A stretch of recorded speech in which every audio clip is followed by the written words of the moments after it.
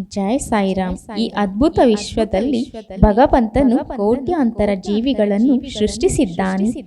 ದೇವ, ಯಕ್ಷ, ಗಂಧರ್ವಾದಿಗಳು, ಜಂತು ಪ್ರಾಣಿ, ಕ್ರಿಮಿಕೀಟಗಳು, ಮಾನವರು ಮುಂತಾದವುಗಳು ಸೃಷ್ಟಿಸಿದ್ದಾನೆ. ಸ್ವರ್ಗ, ನರಕ, ಭೂಮಿ, ಆಕಾಶ, ಸಮುದ್ರಗಳಲ್ಲಿ ವಾಸಿಸುವ ಜೀವಕೋಟಿಗಳನ್ನೆಲ್ಲ ಸೃಷ್ಟಿಸಿದ್ದಾನೆ.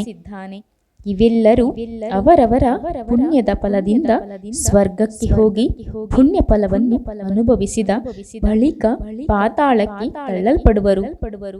ನಂತರ ಅವರವರ ಪಾಪಕ್ಕೆ ತಕ್ಕಂತೆ ನರಕಕ್ಕೆ ಹೋಗುವರು. ಪಾಪ ಪುಣ್ಯಗಳು ಸಮಾನವಾದಾಗ ಭೂಮಿಯ ಮೇಲೆ ಮಾನವರಾಗಿ ಜನಿಸಿ ಮೋಕ್ಷ ಸಾಧನೆಗಾಗಿ ಅವಕಾಶವನ್ನು ಪಡೆಯುವರು. ಅವರ ಪಾಪ ಪುಣ್ಯ ನಿಷ್ಕ್ರಮಿಸಿದಾಗ ಅವರಿಗೆ ಮೋಕ್ಷ ಉಂಟಾಗುತ್ತದೆ. ಮೋಕ್ಷವಾಗಲಿ ಜನನವಾಗಲಿ ಅವರವರು ಮಾಡಿಕೊಂಡ ಕರ್ಮಗಳ ಮೇಲೆ ಆಧಾರವಾಗಿದೆ. ಶ್ರೀ ಸಾಯಿ ಕೃಷ್ಣ. ಸರ್ವೇ ಜನಾಃ ಸುಖಿನೋ ಭವಂತು. ಸಮಸ್ತ ಸನ್ಮಂಗಳಾನಿ ಭವಂತು.